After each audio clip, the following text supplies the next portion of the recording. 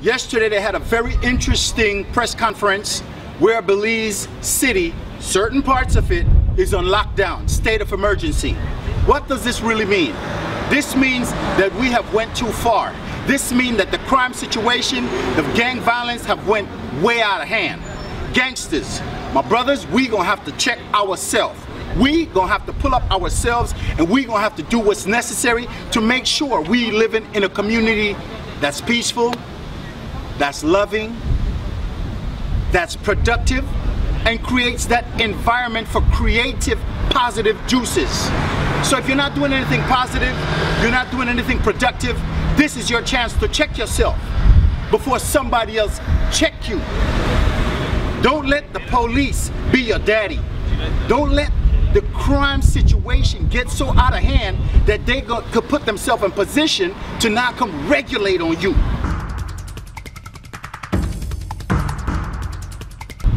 Check yourself before you wreck yourself. Don't be your biggest problem.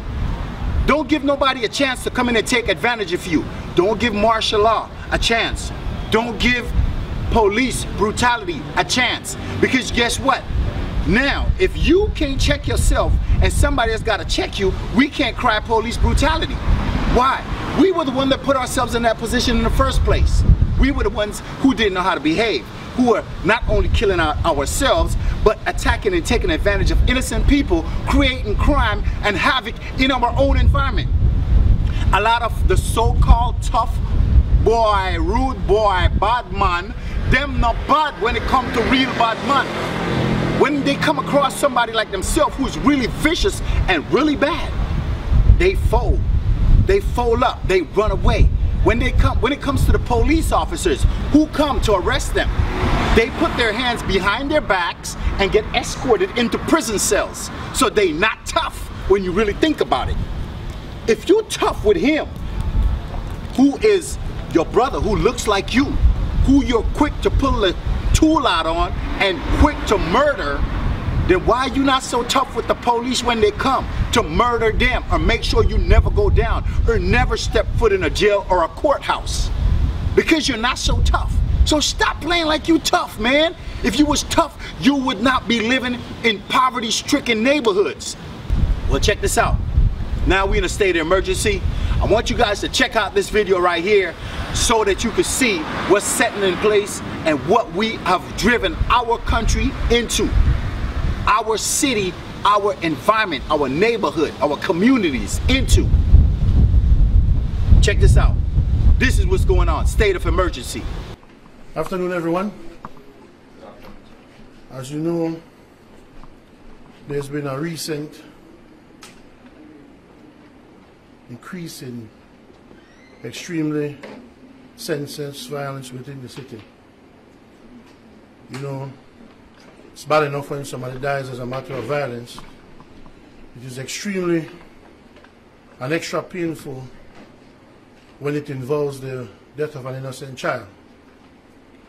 Based on those activities, the Ministry of National Security has deemed it necessary and sought the approval of the Governor General, and we have gotten it, for him to declare a state of emergency and for him to sign some regulations governing the activities to be undertaken by the police, the BDF, and Coast Guard, if necessary, in the declared and demarked areas.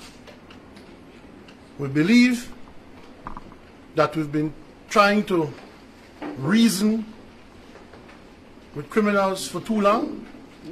We've tried just about everything, but the time has come for the gloves to come off, so to speak.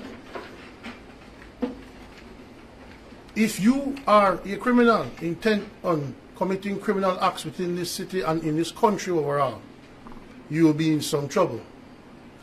You'll be facing the wrath of the people, represented by the police department and other security forces. I want to assure you that if you're a law-abiding citizen, the security forces will treat you with courtesy and with respect. And if you are a law-abiding citizen, we expect that you also treat the security forces with dignity and respect, and know that what they're doing is for your protection. I want to add that whilst we're going through this process of this big stick approach, we will also be doing some analysis of the situation, more analysis. We'll be working with anyone who wants to work with us to ensure that we can come up with a proper and even more refined plan to tackle crime in the city and in the country. But in the meantime, we believe that while we must have that conversation, we must also demonstrate to the criminal element that their activities are not going to continue without them facing and being dealt with to the full extent of the law. This is where we are at this moment under the regulations that have been signed by the Governor General and that will be printed and distributed today. These people can be detained for up to 30 days. After 7 days, within 7 days, they'll be told as to the reason for their detention. After 14 days, the public will get a list of those people. After that 30-day period, the government can decide through the National Assembly to extend it for up to a year, and beyond that if we have to. We are not playing with these people. And with that, I turn it over to Assistant Commissioner Maivit, or Commissioner of Police.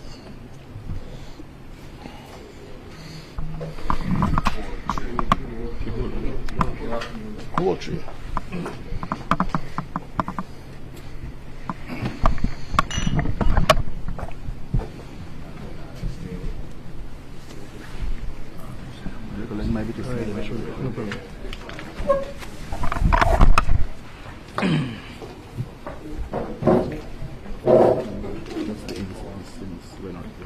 All right.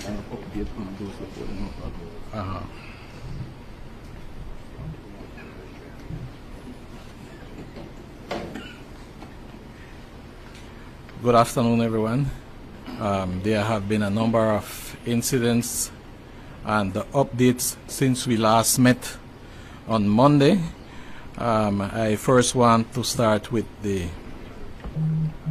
shooting at 6th Street, Kings Park, where on Monday morning the police learned that a 3-year-old child named Dasha Ramdas was observed with injuries and was transported to the Karl Hushner Memorial Hospital. This is as a result of the said shooting on Sunday night. The other child, Dominique Ramdas, passed away on Monday night sometime around 6:30 p.m. whilst undergoing treatment. Also on Monday afternoon, police were called to the Karl Hushner Memorial Hospital in relation to a shooting incident at Majestic Alley, where they met and spoke to one Earl Baptist, 18 years, of a Police Street address. He reported to the police that sometime around 3:15 p.m. on Monday, whilst himself and others were walking through Majestic Alley towards the taxi stand, he was approached from behind by a dark-complexioned male person who fired shots in their direction, one of which caught him. He has since been treated and released from the hospital and has since then also refused to make any statement to the police. In continuing on Monday, the police were called to Gladden Street sometime shortly after 9 p.m. in Belize City, where they observed a male dark-complexioned person later identified as Colette Martyr with apparent gunshot injuries and motionless. He was transported to the Karl Hushner Memorial Hospital, where he was pronounced dead on arrival. What the police know so far is that Martyr, along with friends, were at a home on Gladden Street when he was called outside by someone, and as a result he then went outside, and that is when he received those injuries. We are pursuing several leads in relation to this at this point in time. Also, in continuing, early Tuesday morning, shortly after 1:30 a.m., police were called to Peter Street in Belize City, where they observed one Francis Herbert with gunshot injuries, 27 years, domestic, along with her 5-year-old daughter, Kia Herbert, who apparently was also shot. They were both transported to the Carl Hirschner Memorial Hospital, where Kia succumbed to her injuries whilst undergoing treatment.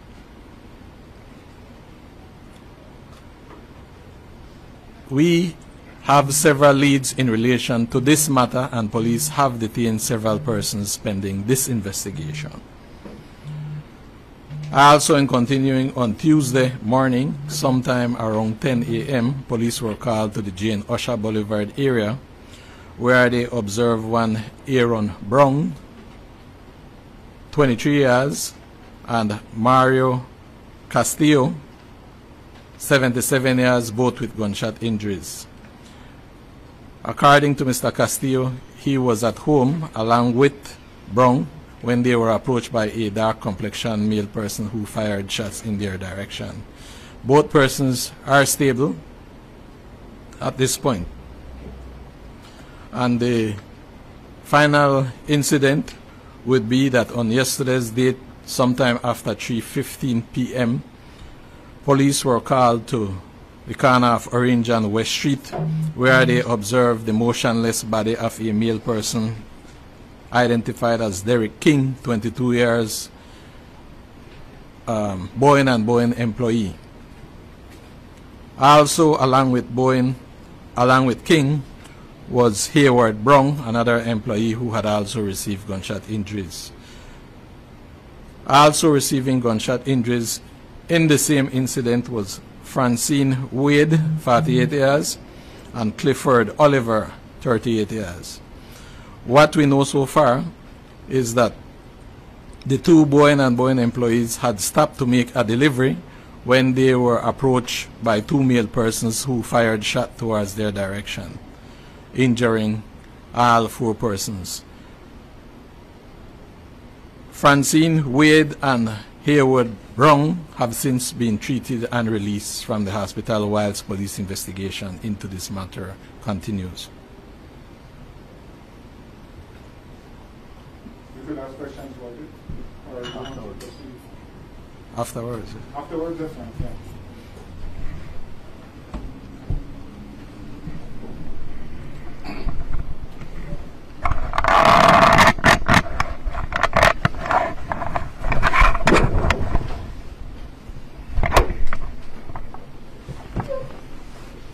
Yes, good afternoon, everybody.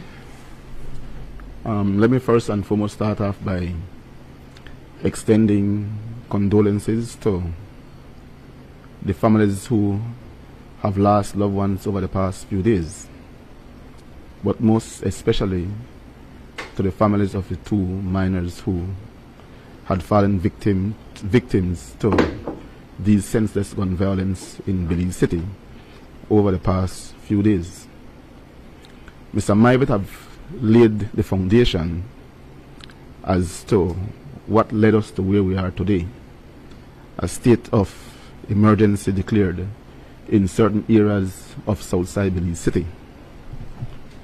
Now, as we move forward in the issue with this state of emergency, there are several things that will be done. And the police presence will be maintained in these areas of declared emergency areas with a view to ensure that we stay on top of the criminals. Now, for us from a police standpoint, the issue of gang and gang violence continue to plague our society.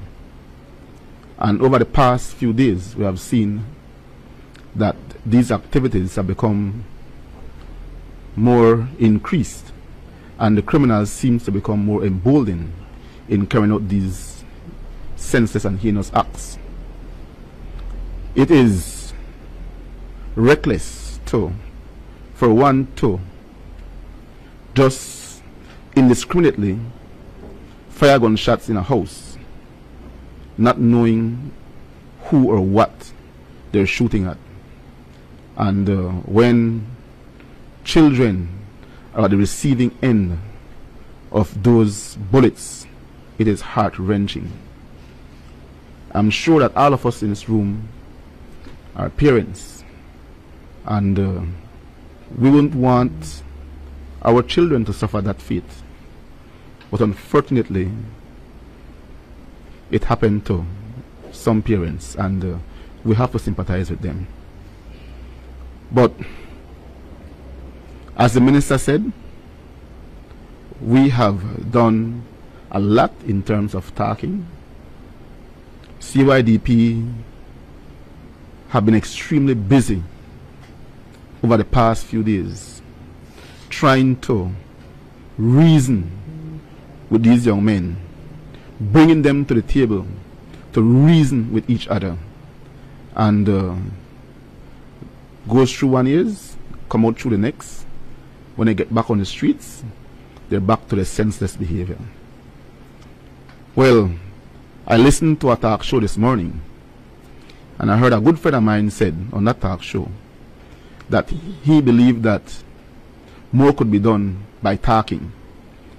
I don't know how long should we be talking, or why should we be talking when children and innocent women are being shot and killed. Mr. Brassa can tell you, he had been talking from 1994. Will continue to talk for another 25 years while people are suffering, people are dying. I say no. The time for talking is done. And so, going forward, my message to the gang members is this: if you want to live in society peacefully, it is your duty to adjust to society behavior, and not the society to adjust to your behavior. And so we will be going after them night and day. Mr. Vidal, who is Commander Operations, have been tasked to oversee the day-to-day operations in Belize City where those gang areas are concerned. And the reason for that is because we are not going to relent.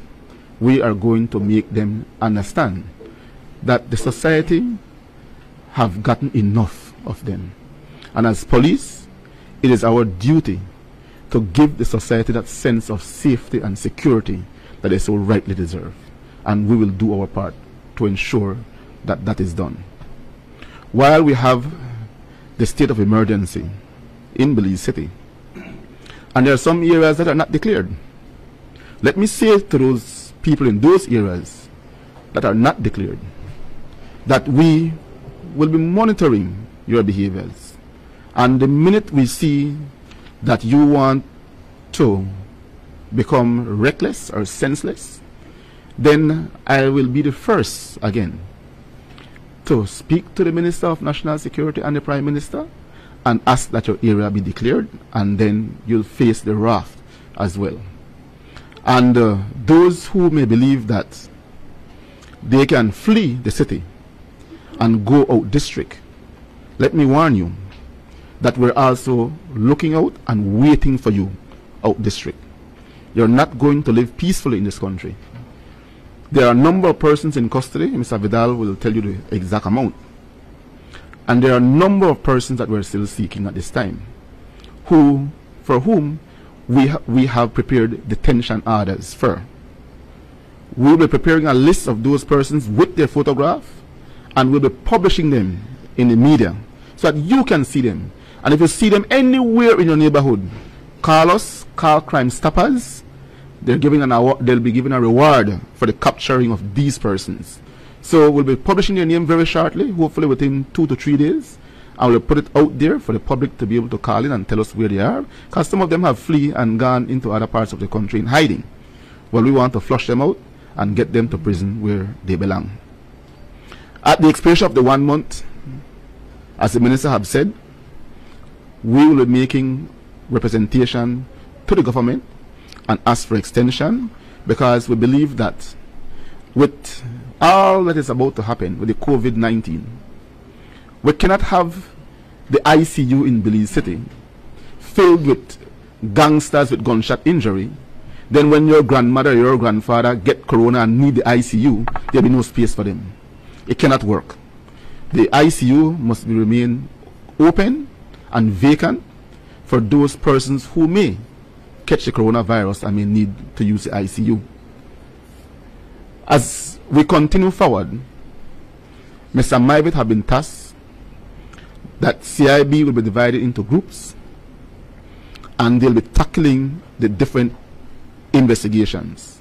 Because while we have these people in prison, we want the investigation around them to continue to see how much of these murders or shootings we can solve, so that at the end of the day, some of them will be charged for different crimes.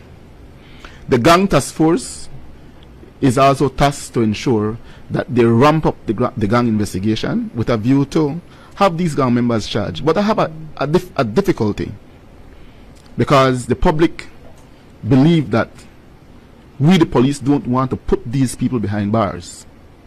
But let me say this, and the judiciary is going to be upset with me about this, but I have to let the public know that we have charged a number of gang members. They have gone to court, they have pled guilty. The court imposed a fine. We have issue with the imposition of a fine. But the court do have that discretion, and we respect that. But after the time has lapsed for the fine to be paid, the court still go again and issue an extension to these gang members to pay the fine. So when we believe that when the time to pay the fine is up and we can get them to prison on commitment warrant, we can't get them to prison because they're continually getting extension, and then they remain on the street, and these are the same people who are creating problem for us. There is a thing in law that once a magistrate or a court have dealt with a matter, that magistrate or that court is functus, meaning that they have no jurisdiction to reopen that matter. And for me, as a trained lawyer, I may be wrong, but I believe that when the magistrates grant these extensions, it is tantamount to reopening the case, giving an additional time to pay, and for me, they're acting outside the scope of their authority because they're functus. And so it is a matter I'll have to take up with the Chief Justice or somebody to have these magistrates desist from granting extensions when the time to pay has elapsed. We cannot have the same people who are creating havoc in our society enjoying leniency from our judicial system. It is counterproductive. It defeats the purpose of the court. These criminals are making a mockery of us, and it needs to stop. I want to also say, and to end off with this, that we, the police, will be doing all we can to restore order in the city. We want the citizenry to feel safe walking the streets, and as the minister said, we want to work with other stakeholders, other agencies who want to work with us with a view to be able to have us achieve that goal that we should achieve. While we have the state of emergency and have these powers that have been given to us by virtue of the regulation, I want to assure the public, just like we did the last time, that we're not going to exercise all of those powers. We do not want to hinder the lives of the free movements of our law-abiding citizens. We know who the criminals are, and they are the ones who we are going to exercise those powers on. And so let's assure my Belizean people that we will stand with you so long as you remain on the right side of the law. But if you dare to venture on the other side, then the table will have to turn. I will now hand over to Mr. Vidal, who is going to give you more details of the operation. Thank you.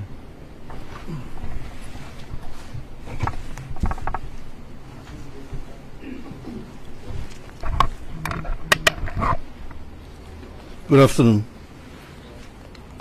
Following the sign of the SI number 34 of 2020, we planned an operation that will carry us through the period that is necessary.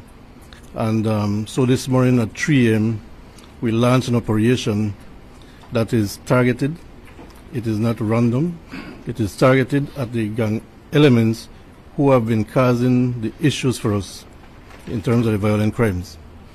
So since this morning from 3 until current, we have just over 82 persons detained. The operation is continuing, so we may have increased numbers by the end of the day.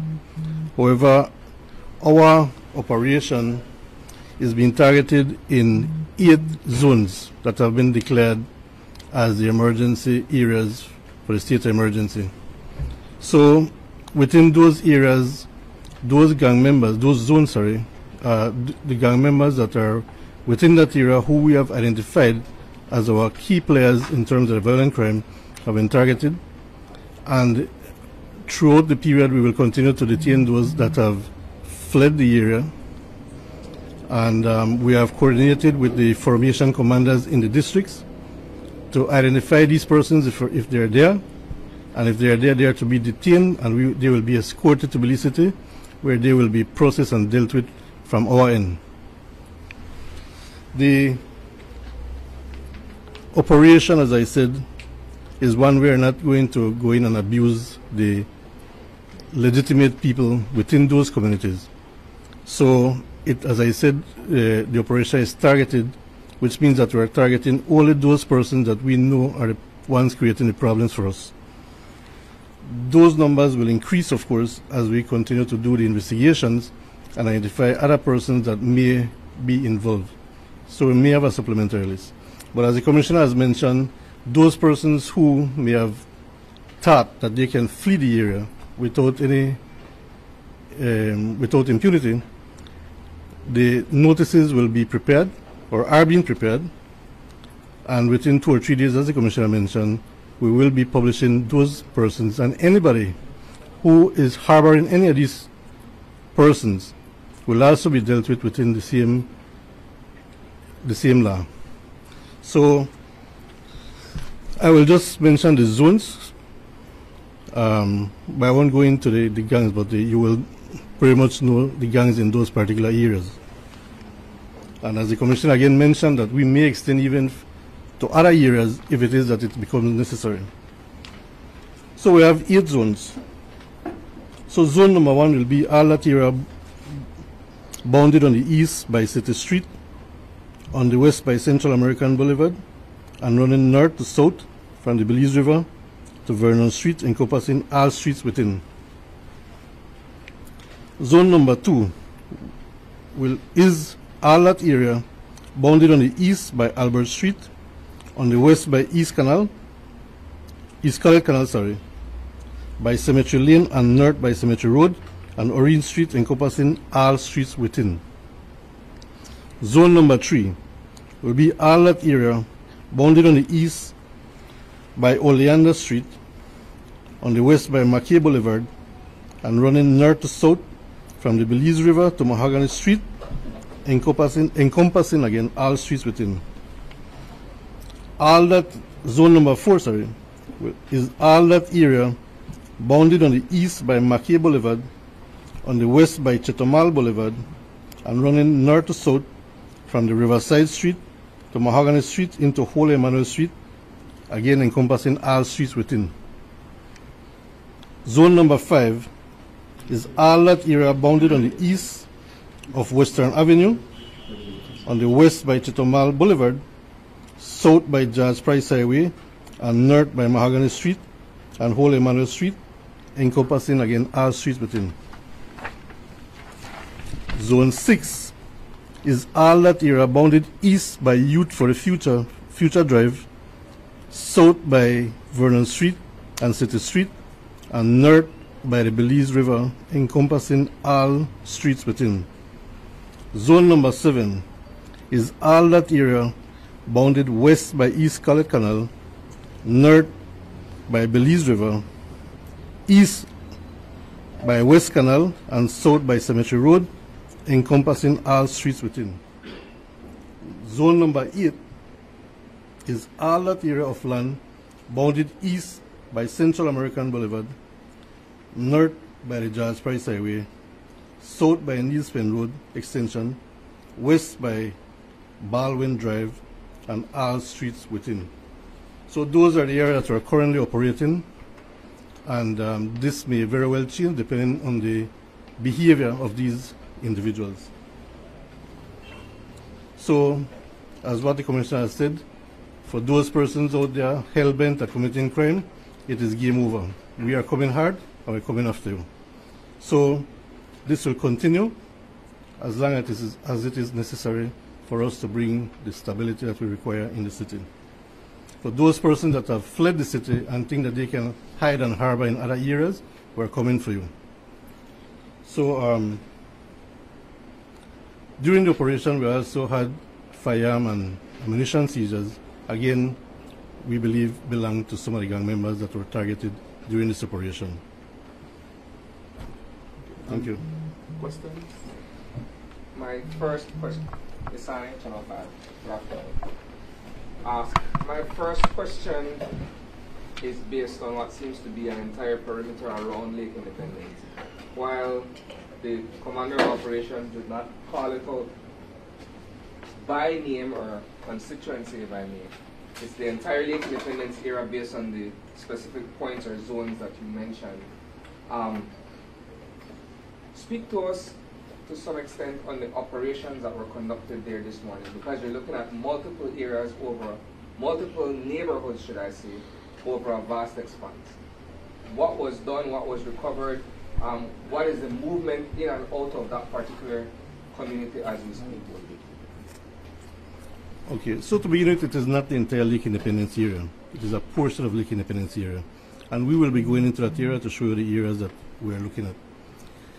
In relation to the operation, as I said, the operation was targeted specifically to those individuals we suspect are involved in some of the shootings and murders that have occurred most recently.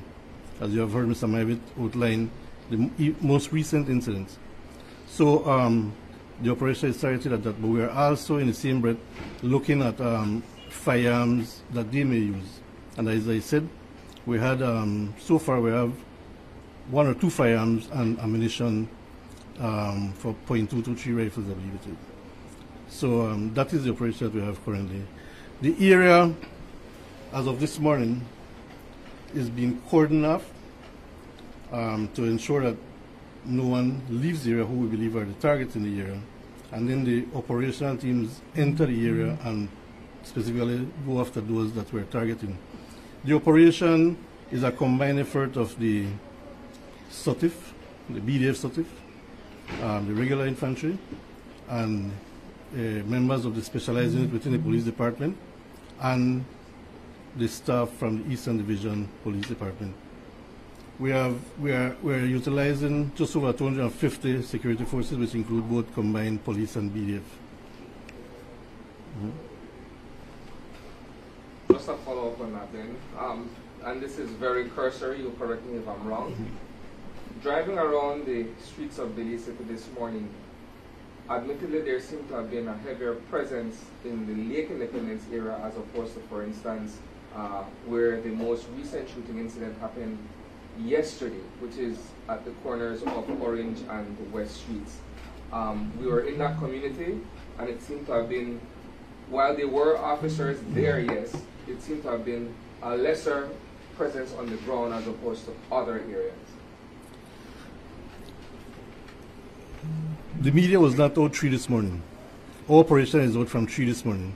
So maybe around 10, 11, or even a bit earlier, some of these areas had already been targeted in terms of the specific persons that we are looking for. So for the media to have been going around at whatever time they went, I suppose maybe when the news started spreading, is when maybe you guys went out. But by then we had already had just over 49 persons detained by them. Up until now, we have just over 82, I said. So the operation, as I said, is ongoing, and it is not just one particular area that is being zeroed in. Some areas are smaller than others, so the focus then becomes it is attended by smaller teams. But generally, the bigger areas or the areas where we anticipate problem would arise, that is where we employ most of the teams, the bigger teams. So that is what was done today. I don't know if that answers the question.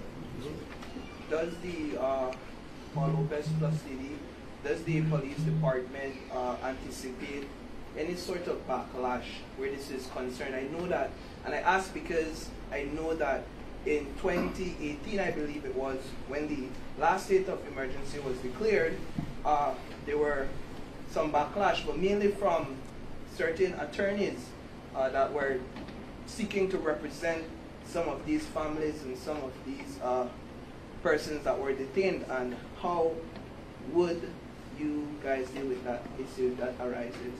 Well, attorneys are attorneys. They have a job to do. That's how they make money. But attorneys have not lost no loved ones during this time. And for me, what is more important is how those parents feel who have lost loved ones. How the grandparent of the two minors feel that they have lost their granddaughters. That is what is more important to me. We have always been focusing about the accused, the accused, the accused. What about the victim? Victims have no rights. We should begin to focus on the rights of victims. So I'm not going to be perturbed by what the attorneys may think. If they want to represent, that is their job to represent. At the end of the day, the AG ministry is there for us if there will be a need for a legal battle over this situation. Just to add what the Commissioner has said, 2018, 2020, there are things that we would have observed, glitches and that kind of thing that we seek to iron out during this operation. We are following every process in regards to the detention of these individuals. We have senior officers ensuring that the proper procedures are being followed. We are keeping our records to date. So if there should be any process later, we are following the procedures that are required by law for us to carry out. So, I mean, as the Commissioner said, everybody who has a grievance has a right to bring a suit.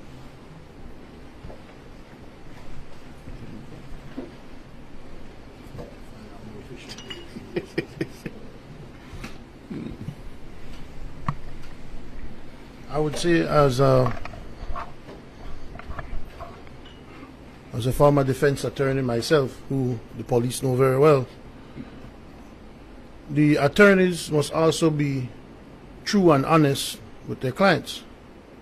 As officers of the court, they must be true and honest with the public. The regulations are stiff, yes. Don't sell your client dreams.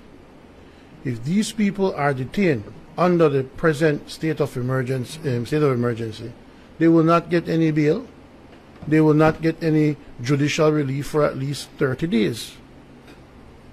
The attorneys cannot come to the police station nor go to the prison with the promise that they can just take somebody out, and if they can't take somebody out, then there is massive blowback and complaints. Be honest with your client. If you're detained during this period, it will be for at least 30 days. You, in 7 days, will know what you are being detained for. Within 14 days, your picture and your information will be made public. And then after that 30-day period, that's when the usual judicial process opens up. So if there's any complaint within 30 days, it's just complaint for complaint's sake. But they should be honest with their clients.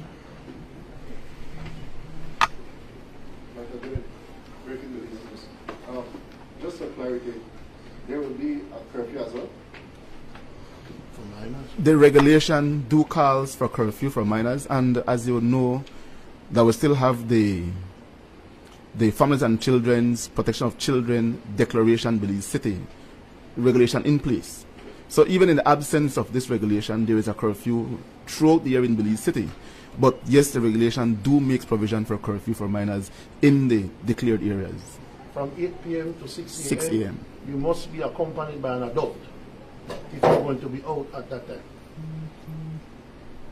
Courtney Menzies, Love News. A number of times when we see families, when police are going to pick up these criminals, we see families, interfering in the police operations. Is there a warning for these family members?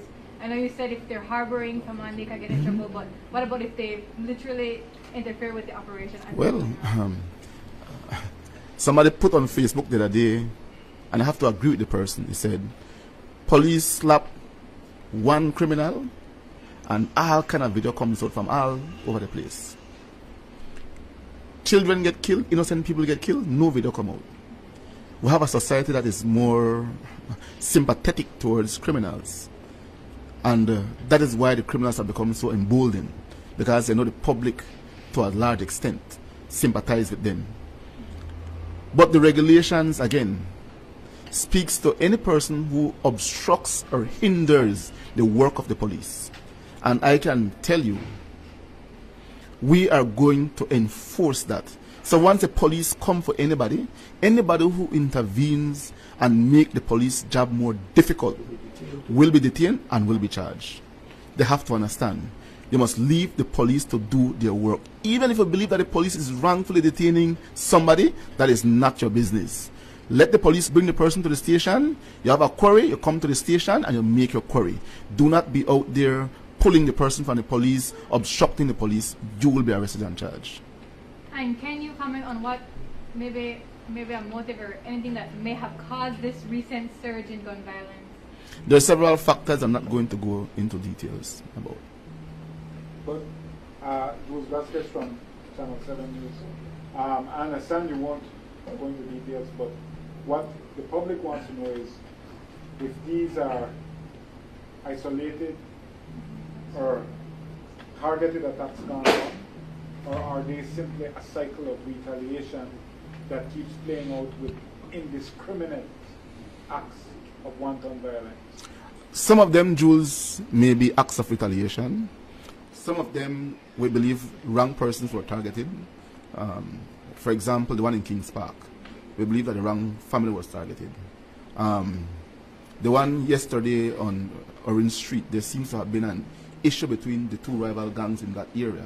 And then shots began to fire at the same time these persons were in the area, and then they were caught. So while some may have been targeted, some from what we believe are not. Okay, and then as a follow-up, you, Mr. Commissioner, have said so many times that it is not only a police problem, it is a vast structural breakdown at the societal level.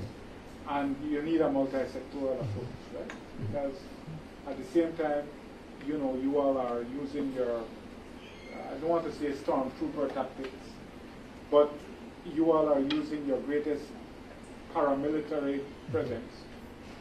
Children are seeing this and saying that, feeling perhaps that the police are my enemy, when you all are simply, in your view, trying to restore law and order. Is there any multi-sectoral approach to this that it can be more than just more boots on the ground, more force, a greater display of force? Jules, I was walking the streets this morning, right? And I met a number of children. I was in my fatigue. And they ran to me and said, Mr. Williams, I like your uniform. So they don't see me as an enemy, right? Some even offered to take photograph with me in my uniform, right? And it's not fair. There was a genuine love and appreciation from these kids. But to answer your question, yes, there must be a multi-sectoral approach, and Ms. Marinette Westby is here from CYDP, and she is going to continue to do what she have been doing in terms of reaching out to those persons who we're seeing improvement from. We recently engaged Mr. Nouri Mohammed, who is now the police liaison with CYDP, where gang violence is concerned. So he too have a role to play. But outside of that, yes, we need to look at maybe the Ministry of Education, Ministry of Youth, Sports, and even now Restore Belize. They may be able to help us in this endeavor. I know the City Council have done some work in terms of reaching out to young people as well. And at the end of the day, and this is the reason why I'm saying that with some of the narratives that are out there, I can't agree with it, because people are saying about opportunity. There's several opportunities presented to some of these young people. And to every opportunity that is offered to them, they turn it down. I can tell you, I personally, along with Ms. Westby from CYDP, met with Mr. Mike Finstein. We lobbied to get employment for some of these youths, for them to be employed and be able to make legal money. You know what they did? They worked for 3 days, go on the job site, smoke weed all day, don't want to work. 3 days later, they stop working, saying they're not going to work for $50 a day. Now, Jules, many people out there are working for less than $50 a day. Many. And it's because they're getting $50 a day plus a plate of food. Right? You understand me? But they walk away from that. So when you're going to say that no economic opportunity, it is wrong. Some of them don't want to work. They want to live a lifestyle that they can make easy money by selling drugs or robbing people. And that is the bottom line. And we have to accept it. No, Jules, I just want to add Go to ahead. this, please, because I think it's important.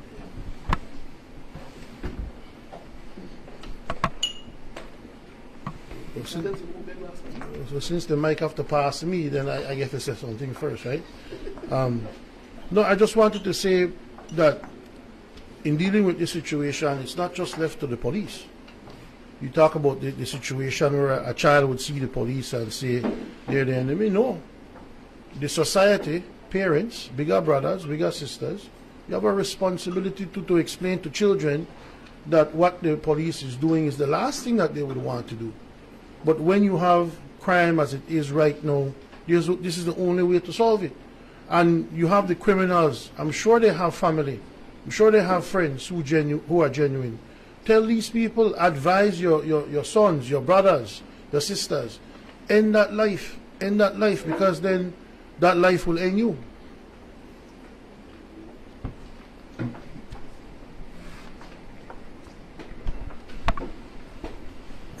Yes, Jules, just to add to your question and to what the Commissioner has mentioned, we have been down this road before, right? This is where we have called a state of emergency. As far as when I was a police officer, I could remember operation after operation, state of emergency, etc. Yeah, we had a lot of them. My thing is this and from the ministry's standpoint is that at this point in time, this state of emergency is to arrest the situation, but yes, we must come up with a tangible and strategic plan in terms of how we go about dealing with the crime situation, because at the end of the day, we have to look way down into the medium and long term to get the kind of success that will benefit everybody on a whole. And how do we go about doing this? Well, yes, we have strategic plans, strategic objectives from the Commissioner, but I do think that there's a greater need to look at things that are truly affecting the whole cause and effect. One, we have to look at our judiciary. We must look at law reform in terms of the criminal laws that are out there, things that help us, that would help our officers in terms of greater efficiency in prosecution, whether it be training, whether improvement in forensics, etc. These are the kind of things that we must focus on to help us. I know we have new technologies coming into stream, but at the end of the day, we must have a plan that will be holistic, not only in terms of asking other ministries to come on board, such as the Ministry of Youth, Sports and Culture, which to a certain extent they are there, looking at people who are interacting in interventions and that. But I do think that we must look at it from a systemic approach in dealing with the things that will have that long-term effect that we need in this country. And a lot of it has to be done with, and it's not something that you will get there overnight, but a start must be made in terms of law reform for one. Because I can tell you, when you look at some of the things that we must fight with in court, some of what has held us back in the police and has disadvantaged the prosecution side has to do because our laws have not been updated. I was in England a number of years ago. I worked out there for a little while as an attached officer out there, and I could tell you they have long surpassed what they left here for us. And these are the kinds of things that I think that it cannot be looked right away in terms of today and there's a solution tomorrow. These things must be looked at properly, strategically, so that we can have that medium and long-term success. And I do think that this is where the ministry is going, because this is for a solution for the long haul. It is, we could have 100 of these operations down the road when crime spikes and that, and we must understand why this needs to be done now. Is because we must arrest this situation, and we cannot continue to tolerate this kind of gun violence in our communities. And I think the Commissioner has made his point quite clear. He has the full support of the Ministry of National Security, Senior Minister, myself. But I do think, and we have had discussions where we have to sit down. And it's not only an issue for the police department or the Ministry of National Security, because yes, we are a major stakeholder in terms of the criminal justice system, but we have the judiciary, we have the penal system. These are the things and areas that we must look at and see where we need to improve, things that are not working and what we have to change. And to me, these are the ways that we can hold on to the tangible things that will make a real change for the long haul. But definitely at this point in time, Jules, this needs to be done. And that is what the police department, the Ministry of National Security, is supporting to happen. And we look forward to sitting down and really looking at this and bringing the stakeholders from the other areas of the criminal justice system, because at the end of the day, one part of the criminal justice system will not dictate the kind of success that we want to see down the road. It must come together in unison, and I do think that it needs to happen. And we have to have some real talks on this matter, on these matters. And with that, I just wanted to highlight that we understand the bigger picture in terms of this operation. Thank you. I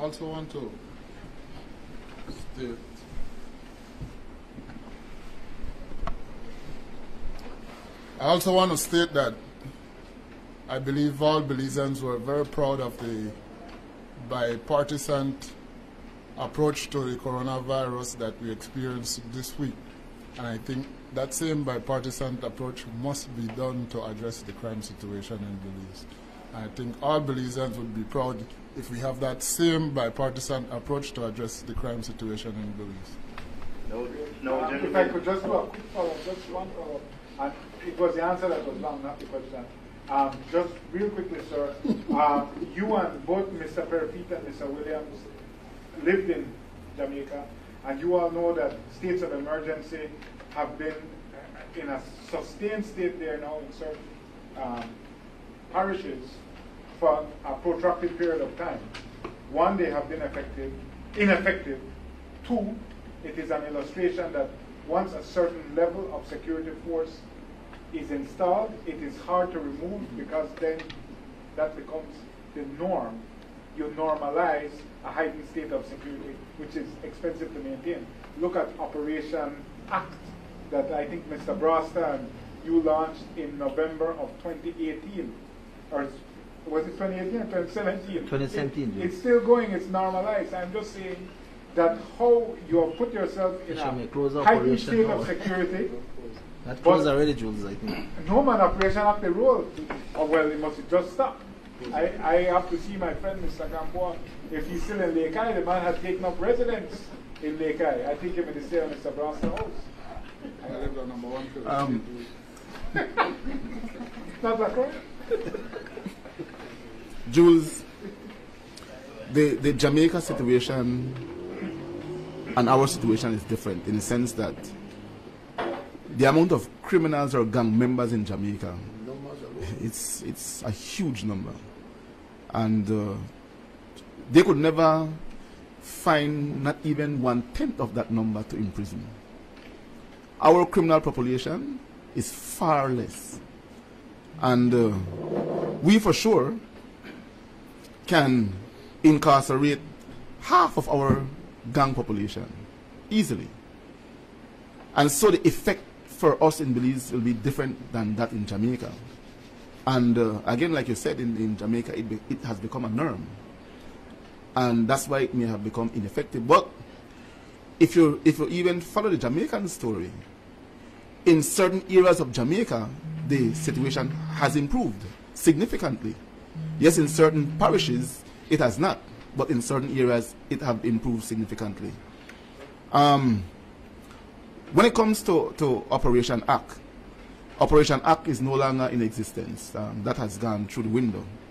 Yes, you will still see Mr. Gamboa in Martins or in other areas, but that will now be a part of our effort to maintain our specialized unit presence in these gang-ridden areas with a view to do targeted operations. So there must be intelligence, and so we'll be looking at intelligence from Special Branch, the Anti-Gang Task Force, and GSU, and those intelligence will be feeding into these strike teams in these areas to ensure that they go after those persons that we need to go after.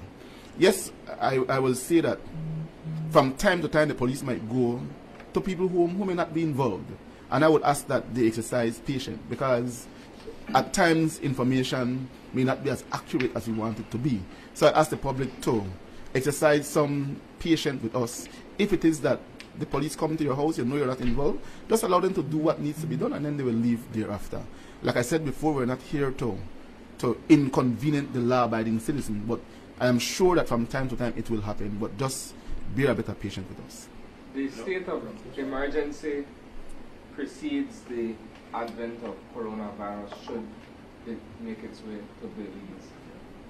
Can you speak to us how these operations or the duty of the police will intersect, both with dealing with the issue of gang violence and, of course, dealing with perhaps keeping other persons off the street or protecting and serving the well-being of the other persons once coronavirus gets to the country? Well, I like the Prime Minister said the other day at his press conference that you don't expect that you have to get police to tell people get off the street. For the most part, our Belizean people are law-abiding people. And I'm sure that once it is that the committee, which is co-chaired by the Prime Minister and the leader of opposition, would give the directive that people do not go gather on the streets and these sort of things, that people will take heed, and there'll be no need for a confrontation between police and the civilian populace. So I'm going to take that is going to be the case. But even in the absence of that, our law speaks to the issue of loitering, and people should not be loitering on the streets, right? And this is one of the things that we have been doing over the past few weeks, clearing the streets. And that's why now you say the gang man, they go to the house or shoot, because they can't find a target on the street anymore, because we have been busy clearing the streets. So now we have to find a way now that we can now look at these gang people from intelligence standpoint, and then we specifically go and target them. I also want to say that in addition to our operations, what we have done, you have seen a number of checkpoints around Belize City. We have now removed those checkpoints because we have found out that these checkpoints in certain gang-ridden areas provide some sense of security to these gang members. So what they do, they go into other areas, do their foolishness, shoot at people, then come back into the area, and they're protected by the police. So that safe haven will no longer be there for them. We remove those checkpoints, only a few will remain, and those few are those that we believe are in different key locations. But what we'll do now is that instead of having the officers at one location, not a checkpoint, that those officers will now be used as a patrol team. So they'll patrol the whole area as opposed to remaining in one little area. Look, for example, at Taylor's Alley. It is shameful, it is disgraceful. We have police officers working there. We have had several murders at Taylor's Alley, and police is working there. And to every one of these murders, the police cannot tell us who do it. Because all they do is just sit in a booth, stay on their phone, and do nothing.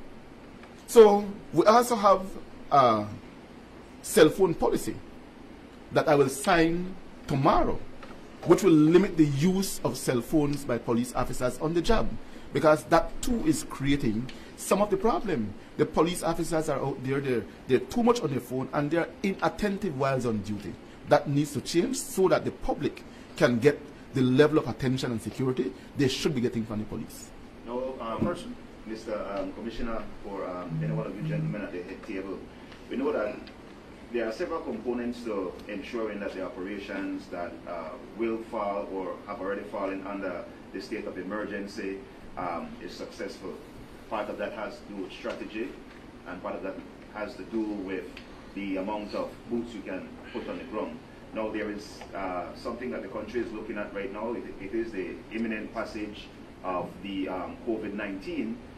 With that said, can you speak to the welfare of your officers in terms of, from a departmental level, if there has been any measures put in place in terms of PPEs for your officers? Because your officers will have contact with a lot of people in the next 30 to 60 days. So speaking on that specifically, and then additionally, once it is that there is the passage of COVID-19, what will be then the protocol for the police department to have these sessions with the media?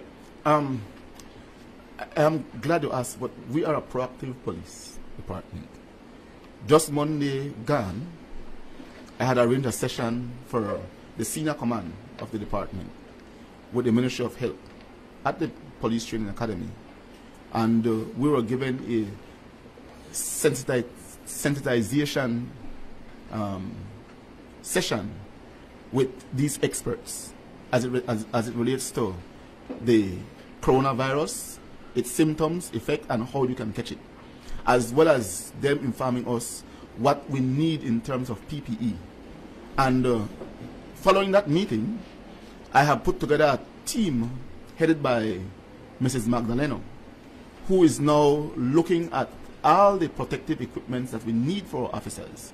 And once that list has been put together, then we are going to purchase those equipments, because you're right, we have to ensure that our officers who are out there working, who may contract the virus through their work, that we have something in place to protect them. And I've also said to them that if it is that an officer should contract the virus whilst working, if I have to fight with the minister to ensure that we pay the officer's medical expense, it will happen. And we also have the police trust fund. We can give grant from that for officers to be able to ensure that their medical expense is paid.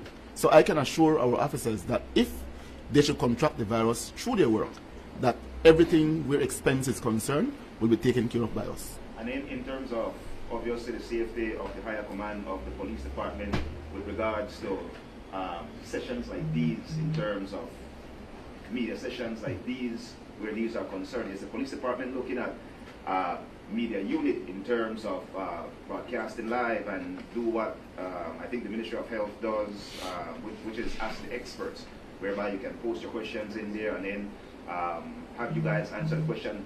I know it's a supposition, but obviously we have the imminent passage of the corona, COVID-19, so it's something that the department has to look at any which way.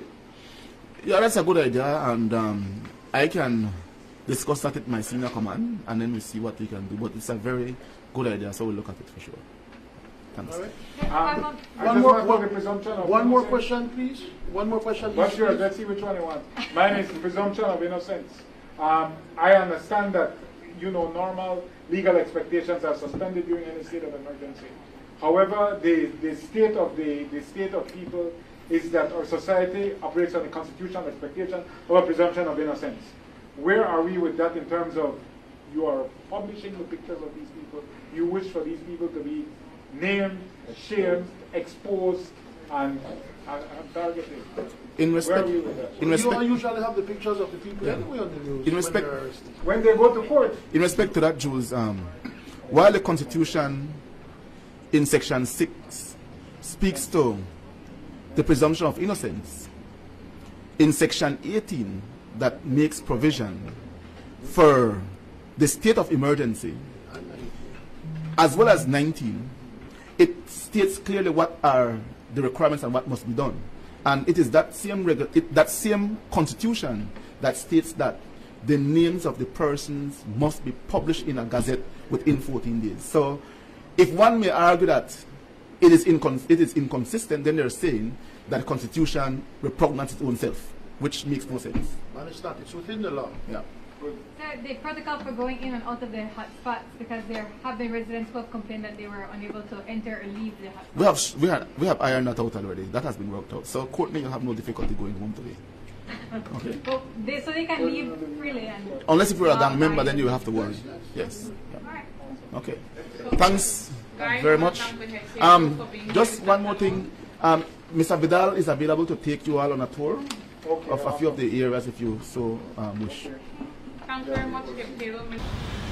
Alright guys, now that you've seen what's happening, I want you guys to go ahead and make sure you subscribe to this channel. Subscribe to this channel if you have not already subscribed. When you subscribe, I want you to hit that notification bell so that you can be notified of my videos every time I upload them.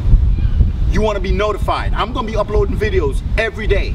I got news to bring to you. What's going on with me, what's going on with my other artists around the world, what's going on in the community, and what's happening on the world level. As we step foot into this travesty, into this city on lockdown, a state of emergency, as we step into what's happening with the coronavirus around the world, what's happening with the Kick It Up a Notch tour. I'm on tour right now. I'm supposed to be in my hotel preparing for big shows, going to the bank, making deposits. All that is shut down. Why? Because of the coronavirus. And you brothers are out there killing yourselves for no particular reason. Get it together, guys. Come join me. I got a job for you if you need something to do productive, something constructive. Let's work together. Let's team up. Unity is strength. Unity is power. Let's do what we got to do. In the meantime, in between time, this your boy Berne for SMN on the Kick It Up a Notch tour. This is how we rolling, and I'm out.